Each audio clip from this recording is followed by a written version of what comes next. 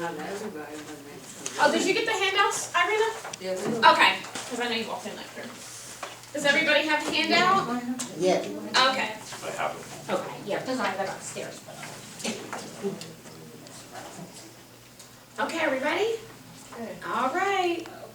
So, the topic is pretty straightforward, relationship boundaries and difficult behaviors. I guess I'll start with two stories I have. One that had to do with a nurse way overstepping her boundaries with a client, and one actually involved me in a very difficult situation that I did not, to me, handle appropriately. So, but we're all human, and you know, sometimes some people just push our buttons. So the first story is, I was a brand new supervisor at another agency, and I got my assignment, and I had to supervise both nurses and aides. I had to see the nurses every 30 days, and I had to see the aides like I see you every 3 months. So the client in particular, we'll just say his name was Dave. Dave was a PTSD war vet. He had kidney failure. He was a dialysis patient. He had 2 wounds on his legs. He had cirrhosis of the liver. He had a lot going on. So his nurse would come out, I want to say she came out like 3 or 4 times a week to do his wounds and help him with his medications and to do his catheter care, and then the aides would come and help him with his meals and food shopping and stuff like that. So she would come in the afternoon, the nurse, because he had dialysis in the morning. So she would come in the afternoon on his dialysis days. So she would come Monday, Wednesday, Friday. So my first supervision visit there, it actually was okay, it went well. The one thing I did note on this nurse, when I first met her, she had very, very long acrylic fingernails. And as nurses, we're really not supposed to have long nails on. They were super long, so I did have to, in my first encounter with her, I did have to tell her, you know, you have to cut your nails, you know, and I did have to, unfortunately, write her up. Because apparently it was like her 3rd time being told this. So, anyway, I started noticing that after my first encounter with her, she always flocked into the office and wanted to know the next time I was coming out, like she really wanted to know. And I said, well, you know, I'll give the client a call because I had to kind of call him. I couldn't do unannounced visits just because of his dialysis schedule. So the second time I went out there, I noticed that she was supposed to be there and she was not. She was scheduled to do his wounds from like 3 to 5. That was her block. She was there for 2 hours each shift. So she wasn't there. So I called her on her cell. I said, hey, you know, I'll just say her name's Maria. Maria, I'm here. I'm waiting for you. You know, you're on a schedule. Oh, well, I ran to the supermarket for him. He needed a couple of things. And I said, oh. I said, you know, I thought, you know, his aide did that. You're supposed to, you know, kind of be here for his wounds. And he actually had another wound care nurse there waiting, too, from another hospital. So she was a little frustrated. So she flocks in. But mind you, she said she went food shopping for him. She flocks in with no bags. So that was a red flag. So I said, I didn't say anything, I didn't want to go there with her. So she sat down, she takes her shoes off, she sits on his recliner and she rotates the recliner back and pops on the TV. So I said, okay. So I said, well, what's going on here? And he just said, oh no, you know, it's okay, I let her rest because I know she works really hard and, you know, I really didn't want to get into it with her, like, because there was other people there and it was just a mess. So I asked her, I said, you know, what time do you normally start his wound? She's like, well, you know, I know I'm supposed to do them every other day, but, you know, I'm just really tired today. So I said, well, you know, that's a problem because now we're totally out of compliance. His wound hadn't been changed on Monday, and the wound care nurse actually was there to check his wound vac, and the wound vac was actually malfunctioning, and he said it was malfunctioning for a couple days. So his wound started to smell. We had the nurse, and she still didn't take her nails off. She comes in from food shopping, no bags. She still had her long acrylic fingernails. She's now sitting, relaxing, watching the client's TV. And you know what she actually asked? She asked him to go get her a bowl of cereal as she's sitting there. So this was a disaster. So of course, when I get back to the office, I tell my director of nurses, and her exact words, and I kid you not, well, she is a really good nurse and I really need her, so I really need you to kind of overlook what you just saw. So I was like, oh boy, what did I get myself into? So the third visit I had, his case manager was there from the VA hospital, because like I said, he was a war vet. The case manager was there, and he was actually crying.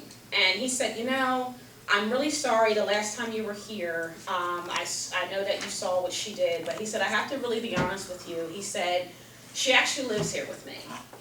She cried to me that she didn't have a place to live, so he moved her in. Now, he was living off a $1,500 a month salary and a 2-bedroom apartment. His rent was $700. He got maybe $200 in SNAP benefits or food stamps. And she was working, and I only knew this because I know she worked a lot, and this particular agency didn't tax your checks, where you're like independent contractors when they do that, I think. So they didn't tax her checks, so I know she was making she was banking at least $3,000 every 2 weeks. Wow. So she's living with a man who is in a 1 or 2-bedroom apartment on an extremely tight fixed income. He said he moved her in, and he said he started noticing his money was disappearing. She was using his credit card, swiping it up and down at seafood restaurants, and he actually, unfortunately, admitted that she was giving him sexual favors. Ew. So obviously, that nurse, I did, because my director didn't really want to do anything. We had to report her to the appropriate agencies, because it was just really, it was totally out of my hands at this point, because I really didn't have the direction and the guidance of what I should be doing. When I came to my supervisor, you know, it was, I need her in the field, so I need you to overlook this. So it was really bad, and I felt really bad for him, because at the end, she racked up like maybe $15,000 on his credit card. And so that was one example. Any questions on that? Any comments? That's a more extreme one. I figure I hit you guys hard with it. Okay, so the second one is, I think I told Claudia about this. I was taking care of a child overnight. I wouldn't say she was a child. She was 17. She was hit by a car walking across the street. She lived across the street from Walmart. She was walking across, and she was hit by a car. And so she was paralyzed, and this happened when she was like 13, 14. So she was actually, her mom was actually told to take her off life support, because they said there was going to be no quality of life, but she was one of those that beat the odds, because she actually, when I took the case, when she was almost 17, she was not walking, she was talking, she was very coherent. Very sweet girl. She was going to high school. She needed overnight nursing because she had a feeding tube overnight, so the nurses had to do that, and she had a catheter, we had to do that. She was obviously incontinent, and she had a lot of meds, and she had an IV infusion. I was one of the only nurses at the time that could do IV, so I had to infuse her overnight, which was very rare. But, you know, so I had to do that, and I only took the case, I did it 1 day a week. On a Wednesday, I was just there to kind of make some extra money. It wasn't my full-time job, so I gave a 3-week notice to this company because I didn't want to, I wanted to pursue other avenues. So I told the mom that I was resigning, and she actually was okay with it. And so my last shift, I get there. The shift was from 10 p to 6 a. Around like 5:30, the mom usually woke up, to kind of help you turn her and get her ready for the nurse. She had a morning nurse that would come and take her to school, because she had to be infused in the morning and meds and feeding tube. So this was my last shift. The mom gets up. She had like a really hard attitude, and I said, oh boy, like, do I want to ask her what's wrong? Because I know she was going through a very rough divorce, but I didn't want to go there because it was really early. I was exhausted. I wanted to go, and it was actually Christmas Eve. So I really wanted to go.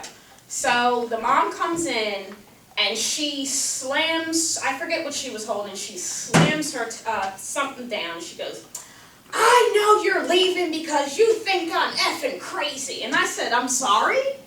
And she said, every nurse that works here at night always leaves. You guys come in here, you eat my food, you go on the laptop. And I said, wow. And I'm just standing there like, she's like this close to my face. Like, she's this close. So I said, I'm going to need you to back off. I mean, I didn't say it that friendly.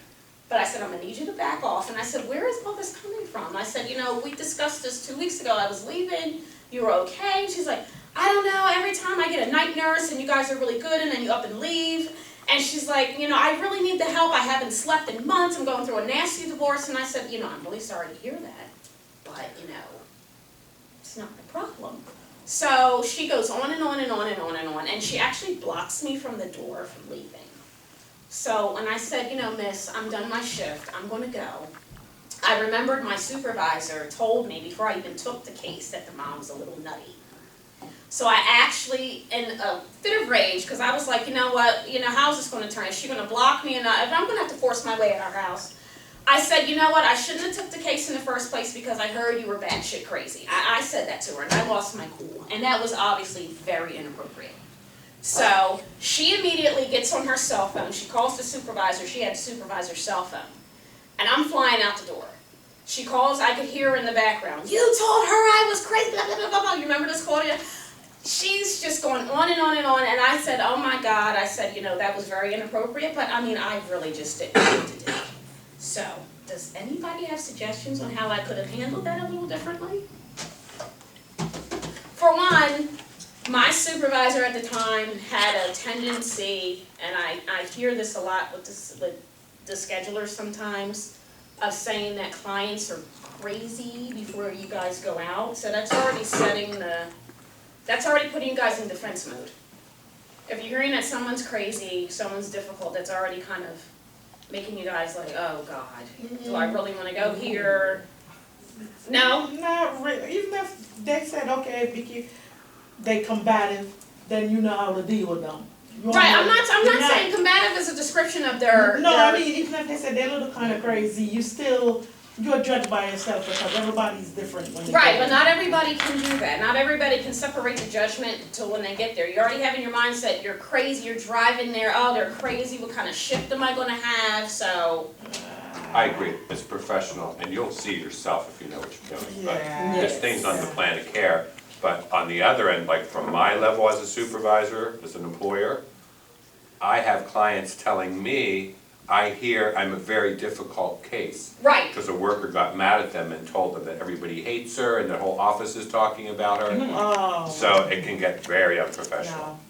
No. When I go in, if somebody said, oh, this person is a little bit, but you know to put yourself in it so you know how to deal with it. You're not going to go in and say, oh, I hear you crazy. Yeah, no. But some people do that. Mhm. You'd be surprised. I've gotten to homes and, I've been supervising a while and I've heard some stuff, I've seen some stuff.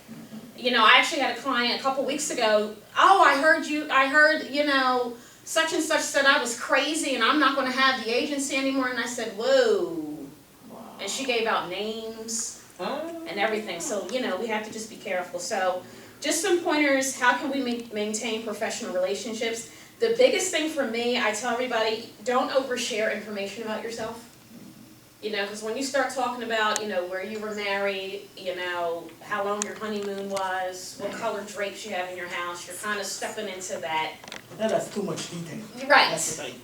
Because I know clients who can tell me who just had a date, who just got married, who, likes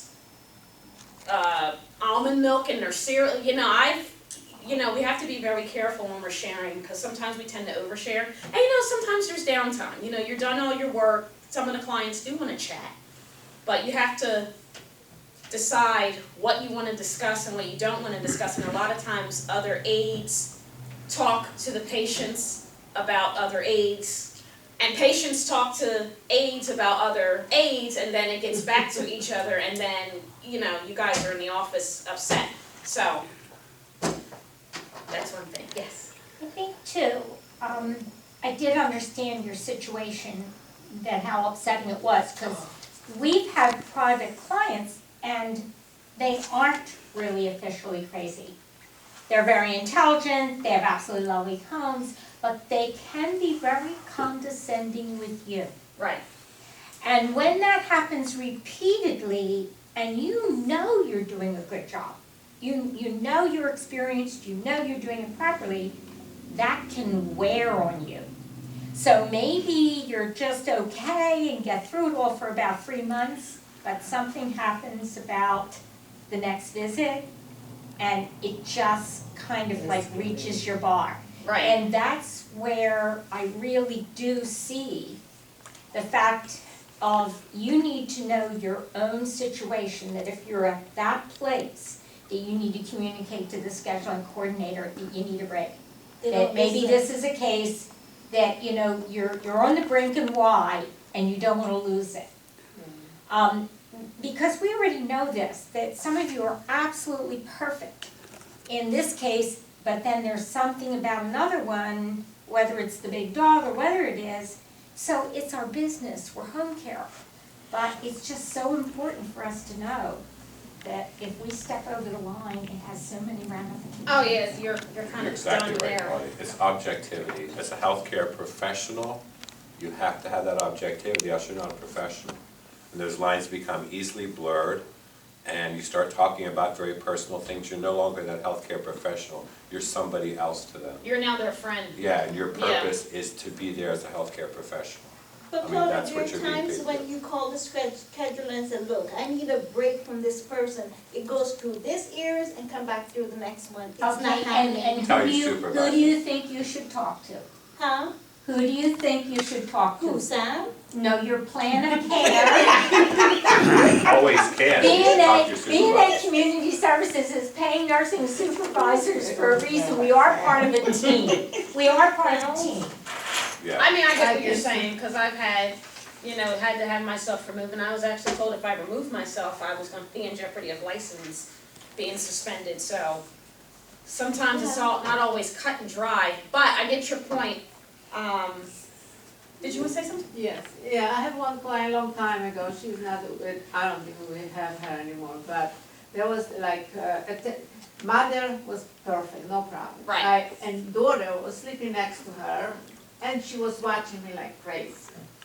And she always pointed, I'm doing something wrong, I'm doing something wrong, I'm doing something wrong. And I said to Bunny, Bunny, please don't send me anymore because the building the tension. So really, I can feel it, the tensions between us. I don't say much, but she Right. always points something on me, I doing something wrong. Mother never say anything wrong. Finally, Bunny said, I read last time, please, please, because I don't have anybody to go. And I know, and she's supposed to be not there, that daughter. Obviously, she was there. Oh my God.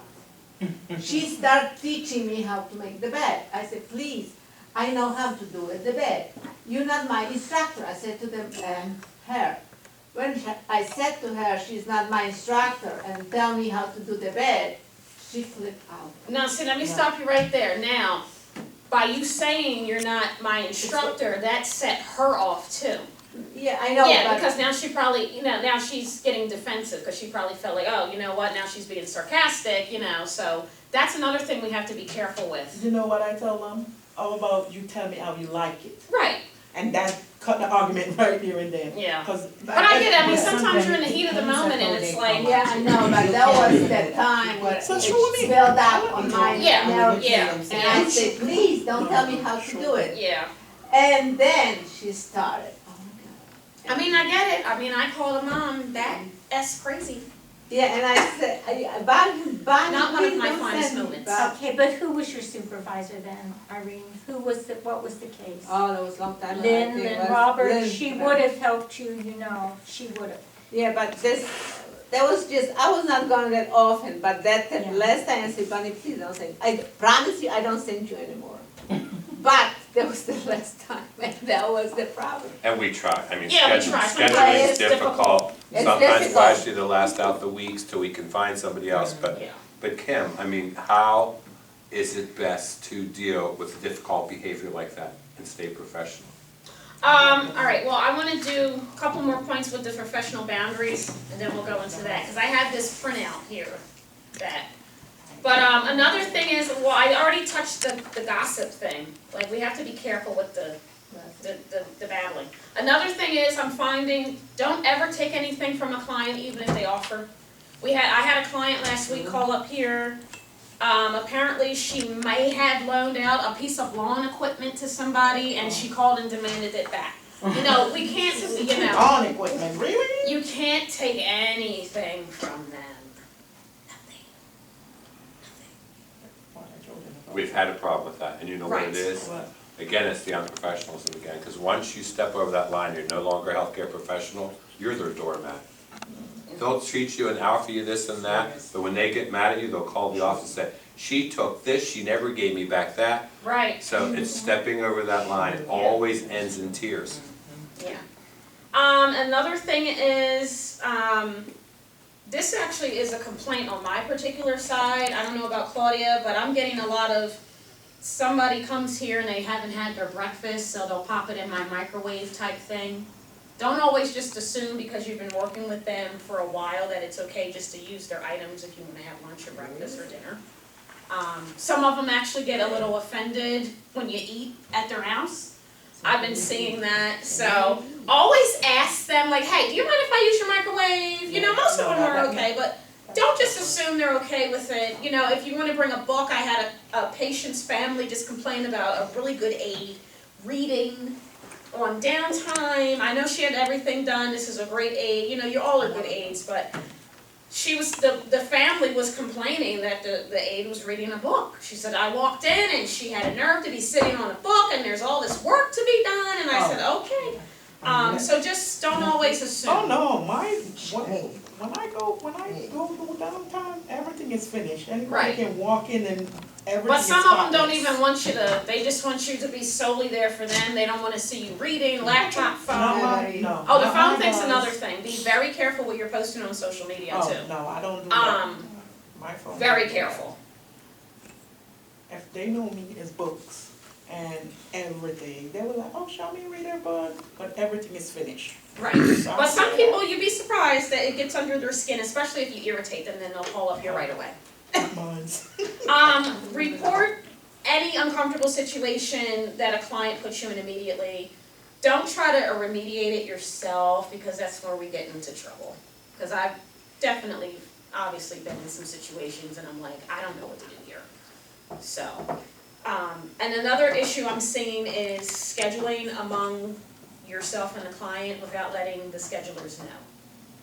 Because now that sets the client, now you work directly for them, and but you have to remember you work for VNA. Any scheduling changes, you have to let your schedulers know, because I've heard them on the phone, you know, I didn't know she changed her schedule, I didn't know the client changed her schedule. You guys have to let the clients know, don't self-schedule with the clients, you know, because that's becoming an issue too. And I'm only bringing that up because I've seen that at every agency I've worked with. After a while, they get comfortable, oh, can you come in at 4 instead of 5, and you don't let the scheduler know. And then they're looking at your time sheet and they're saying, well, the allotted time, you're supposed to be there at 3, but you got there at 4, like what's going on? Oh, well, you know, he told me to come in at 4, but you didn't let the scheduler know. So just be very careful with that. Yeah, it puts us out of compliance. Right, We have right, to document everything. If we don't know that, we get audited, we get cited. yeah, I mean, it's gotten really, really tough. You have to follow the schedule, and if it's gonna change, we have to know and approve it. Because if we don't document it, we're cited. Plus, please read your schedules. oh, yeah, We keep having people, oh, I didn't read my schedule, and we're put us out of compliance. Take a minute and read your schedule, know where you're going. Don't assume everything's gonna be the same every single day, because sometimes things change, or someone's away, you'll get a different client.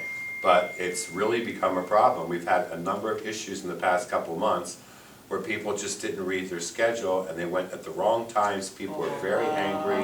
yeah, Just read, I mean, it's a simple thing, read your schedule. I will go in early because of the bus, and I take the bus, and usually if I don't do it that time, then I miss that, and it throw me off, so. Yeah, but as long as you let Bonnie know. Yeah, I I think will you're do, pretty I good will with do, that, I will Charmaine, do. because I've heard Tell Bonnie. messages from you saying you were late or something. Yeah, I will do But some that. people just don't So- tell us. Yeah, about we can notify the client, and we can document it. Yeah. That's the important thing. Okay, so the next one's my favorite, dealing with difficult behaviors. A lot of clients we service have mental illness, bipolar, schizophrenia. I know I have a lot of them out in my territory. There is one particular aide who has about the majority of them. So the biggest thing with clients with mental illness, you have to have a lot of patience. A lot of them are so used to a set schedule and time for everything, and they're so used to certain people that if a new face comes in, it's going to throw them off. We've been servicing a new client now for a month. She's finally comfortable enough to leave the room and go to the bathroom without her aide. Like, she was afraid to leave the room to go to the bathroom. You know, you have to have a lot of patience with them, because their minds are a little different than ours. A lot of them, you have to speak very calm. Like, I have a very loud voice, and it's a little obnoxious at times, so sometimes when I'm actually talking to somebody, they think I'm yelling at them, and I'm really not. It's just, I'm just loud and I'm theatrical. But you just have to speak very calm and gentle with them, especially when they're doing something that is maybe irritating you, but it's not irritating to them. So, a lady last week I supervised, she kept doing this the whole visit, and it was getting on the aide's nerves, and I could tell she was ready to, like, and I said, look, that's how she's copes with her, you know, just let her do it. She's not hurting anybody. If you really want her to stop, tell her to go, you know, get a soda or something, you know. So you just have to be, you know, with people with mental illness, you have to be very, very, very careful what you say to them, how you say it, because, you know, they just think differently. A lot of their body's out of whack. Their brains are just not like you and I. So you just have to have lots of patience. That's the biggest thing. Patience, patience, patience with them. Communicate with their caregivers or social workers if possible. Most of them have social workers that actually come out to the house often. So if there's something different you're noticing about them, tell me, Claudia, and then of course we can communicate with their caregivers. Because you know, never argue with a client regardless if they have mental illness. Always report difficult situations to myself, Claudia, or Sam. We're always here, you know. Because I see a lot of people in the field handling things themselves, and by the time I get to her, Claudia, we're already deep in the hole, trying to crawl out. So, and sometimes you just have to put yourself in their shoes. At one point, they may have been able to go to the store by themselves. They may have been able to do their own laundry, but now they have to rely on somebody else for care. And, you know, that's very, very difficult for them to accept other people now having to help them. I've seen that a lot too. They're very, very reluctant to help, especially older, you know, generation. You're so used to doing something on your own, and now you have to have that extra hand. And a lot of them, their families have told me, I had a family today, it took them 6 months to talk their mom into an aide. And, you know, she didn't even remember she took her blood pressure medication today. So that's why, you know, you have to put yourself in their shoes. So this is a handout, professional boundaries in mental health care. I found online, like a couple weeks ago when I was doing research with this, where's the part I wanted to read? Did anybody have any questions? Want to say anything? It's sometimes, even if you're doing something and the client is getting on top of your nerve, you just can go to the bathroom and count to 10. Oh, that's true. Anything to diffuse. Get out the room, go say, excuse me, I'll be back for a minute. That's it. You don't have to stay in there and argue with them. Oh, here it is. It's on the second page, a boundary violation. A boundary violation occurs when a healthcare provider violates or exploits the provider-patient relationship. Often this can happen when the provider has displaced or confused his or her own needs with that of the patient's. Examples include excessive self-disclosure, obviously we talked about that, deliberate socialization outside the professional environment, keeping secrets for a patient. Oh, that brings me to another client I had. She was in an abusive relationship, and and the nurse did call me immediately. She asked the nurse when the nurse got there, did she know anybody that owned a gun? And the nurse just thought, oh, it's just such and such being, you know. She wanted the nurse to find somebody to murder her spouse. So she called me up immediately, and, you know, we got out there, and, you know, we got APS involved, and it was a pretty bad situation here. To come to find out, the husband had a warrant in another state. He was hiding out in Philly. So, yeah, it's telling you, I've seen and heard some stuff. So, keeping secrets for a patient sometimes can be, you know, sometimes patients confide things in us, but if it's a dangerous situation, you have to let somebody know. I think at that point, can they even bypass us and kind of call EPS? Yeah, they can simply notify us and we can. Yeah, Anyone that can was call. bad. Anyone can call Adult Protective Services. It's best to contact us because we know them and we Right. know kind of how to maneuver to get them to do something. But yeah, anytime you expect abuse and neglect or if somebody's threatened by something, report it to us. It's as good as reporting it to Yeah. Adult Protective Services. Because sometimes, they're familiar with you guys and they might tell you, oh, my grandson's been stealing from me and, I can't pay my rent next month or, and then the other thing, harmful and unethical boundary violations include abuse. There's a lot of stuff going on in the news right now with the nursing home abuse, with the healthcare workers beating up the patients. Sexual relationships, obviously, that's not good. Exploited business relationships, again, I know a lot of you guys go food shopping for clients, but I know some clients have called here and said, oh, my change wasn't right, or receipts weren't given, so just be very cautious when you're dealing with their money. You know what? You give them a receipt, you take a picture of it, you give them the receipt. Right, so, I don't know how you guys normally, I would be so afraid to go food shopping for somebody. That's a particularly good point you made though, because we had a client who was very close to the aid and they needed some help around the house and their husband was a handy person. So they went ahead and did that. Of course, the client wasn't happy with the husband, which became a direct reflection on us. Yeah, because. Had we have been told that, we would have said to the client, if you do that on your own behalf, it does not represent VNA. Right. So that's why it's not good to make business deals like that. And shopping and errands, always make a list with them. They'll be fresh in their memory what they talked to you about, and then review that list when you come home, because people call me and say, I don't remember she gave me your change, and I said, well, did she review the list with you when she came home? Oh, yes, she did.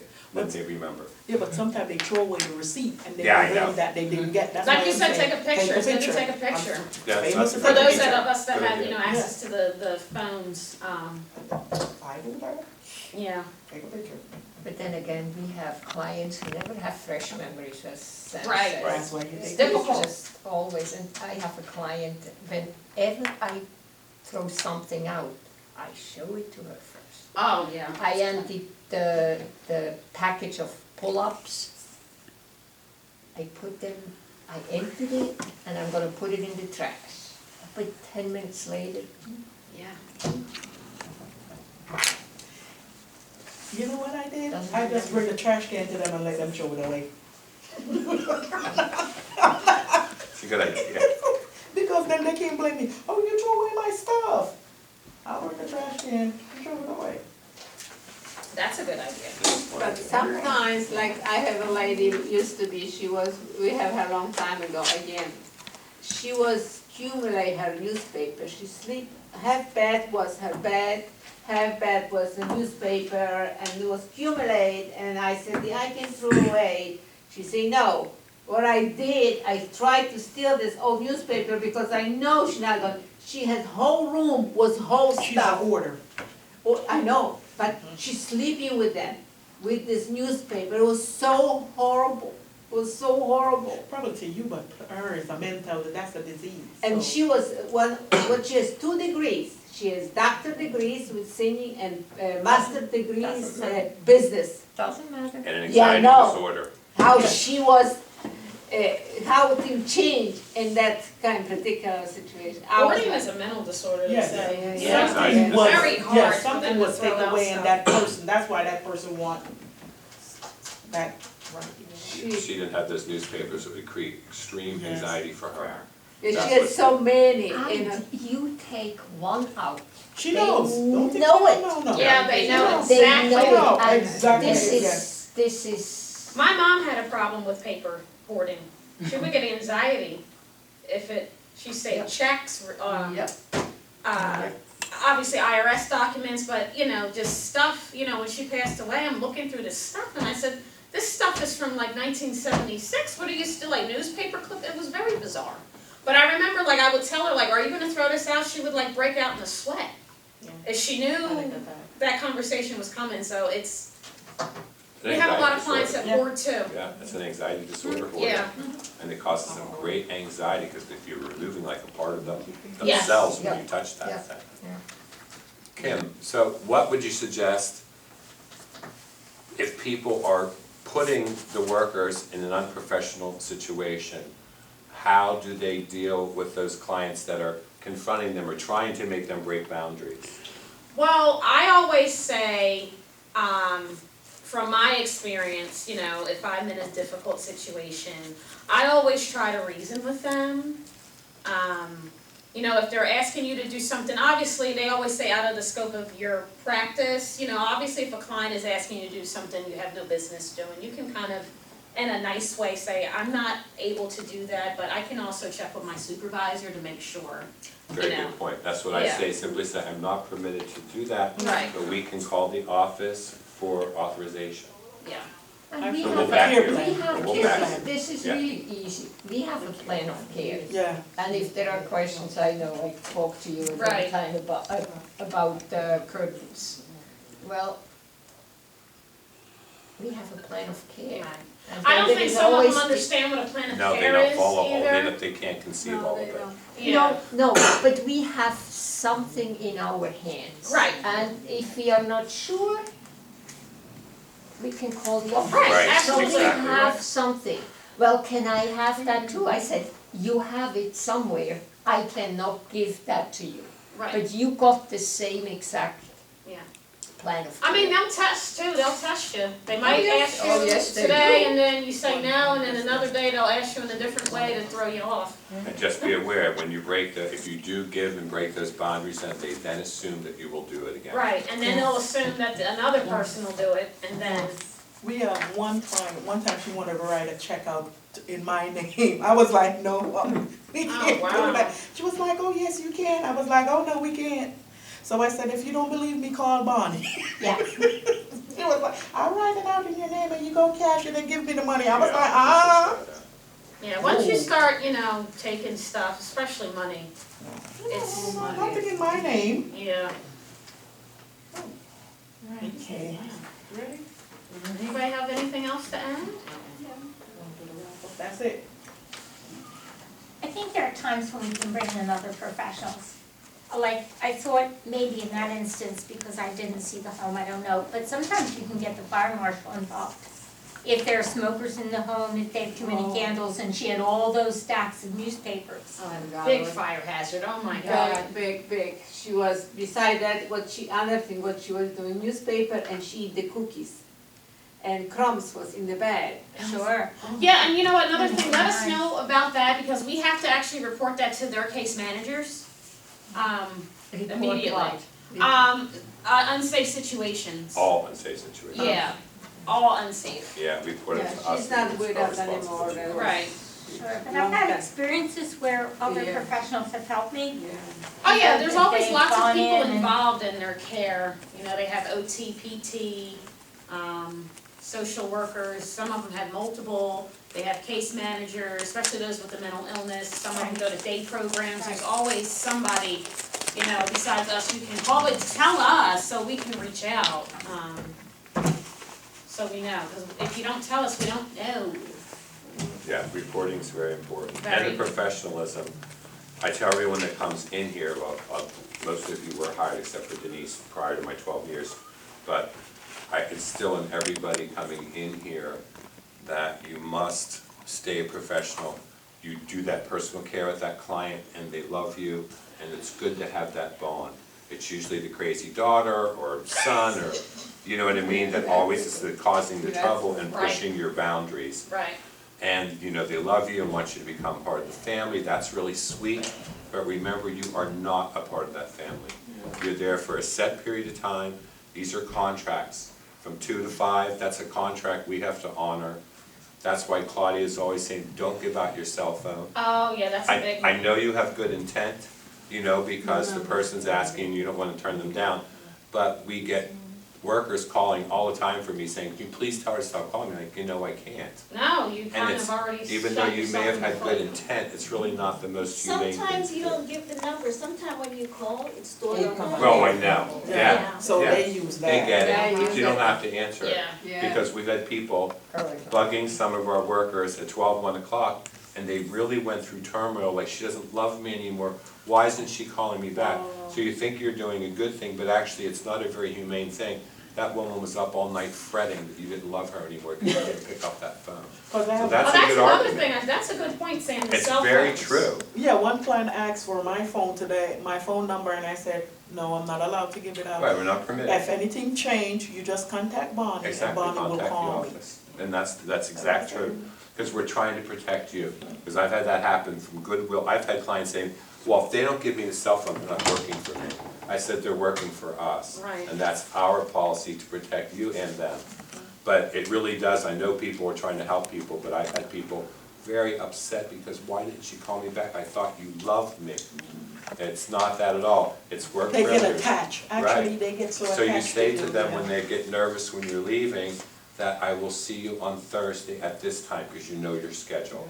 Or, you know, you tell them that I can only be here for this period of time, I have to leave at 5, because you know, some people don't want you to leave, but they'll find all these things for you to do, right, when you have to leave. Yep. So you have to, you know, define those borders and say, you know, I wish I could stay, but I can't. I'm only authorized to be here from 2 to 5, and I'll see you again on Thursday, don't worry.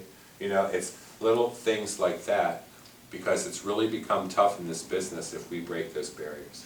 I have one that they said, why don't you stay here, and they send a next day to that person. And I said to them, would you like that person to get your time? And they said no. I said, that's how it works. Yeah, that's the way it works. You gotta share. So I try to instill that in everyone coming in, because you're always put in that situation. You always get people that want you to be part of the family, and you have your own lives and your own family, you know, and sometimes they forget that. They think that you are theirs. And so if you maintain your professionalism, they won't think that. They'll see you're a healthcare professional, they'll be less tempted to take advantage of you.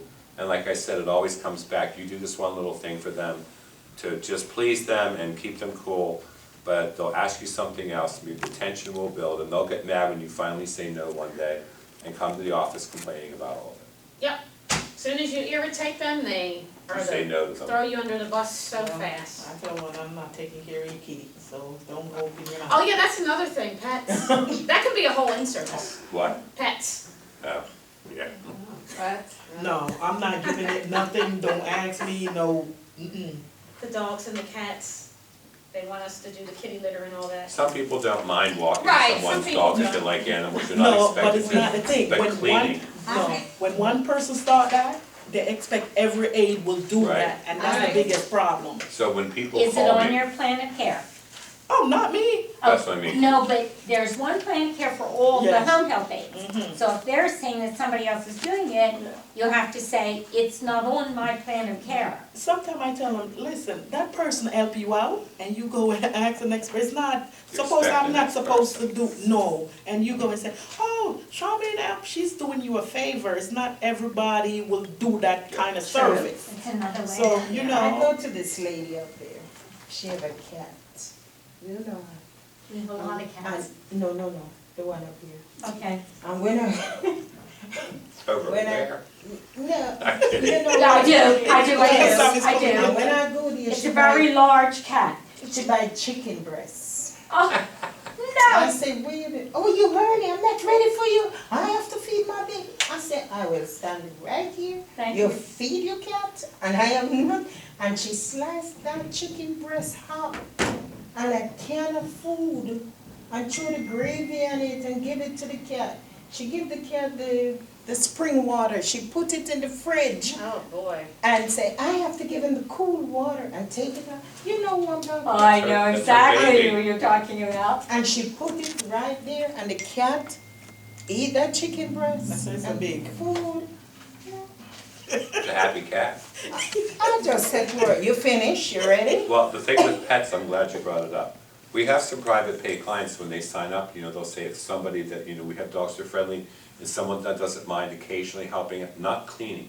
Because when you're cleaning up after feces, that's not safe. Yeah. Because you're going to another home, Mhm. and you may have people with immune conditions and things. Yes. So you don't have to do that. And if you ever do, because you want to help, because that person was somebody you've been taking care of, and then they got bedridden all of a sudden, and, you know, they didn't, and you want to help them, that's fine, but just wear your gloves. Don't make it an expectation, say, I'll do this for you, because Wear I a know you mask. can't right now. Yeah, but you always- don't wanna be handling cat feces and dog feces. Wear masks. And I know we've had for a long time, and Yes. they became sick. Right. And then they couldn't take care of their pets and the family didn't work it out yet. So, you know, you love that person, you wanna help them a bit, but just do it safely. We have some private, most county and state clients won't say any pet care in their service orders, so it won't be on your plan of care. Some private pays will call us and say, I have 2 dogs and someone could please help me, you know, just not clean up after them, but maybe walk them or let them outside. We're okay with that, because we'll only send people in that are okay with that. Because private pay is different, we're not mandated by the state or the county on what to do. I always tell him to, if this person I'm gonna give your cat some water, I'm gonna give your cat water. You can't ask the next aide to do it, because that next aide probably will get offended, so you don't do it. If I wanna give it, that's fine. But you can't go, oh Pam, no. And I do have one person that do that too.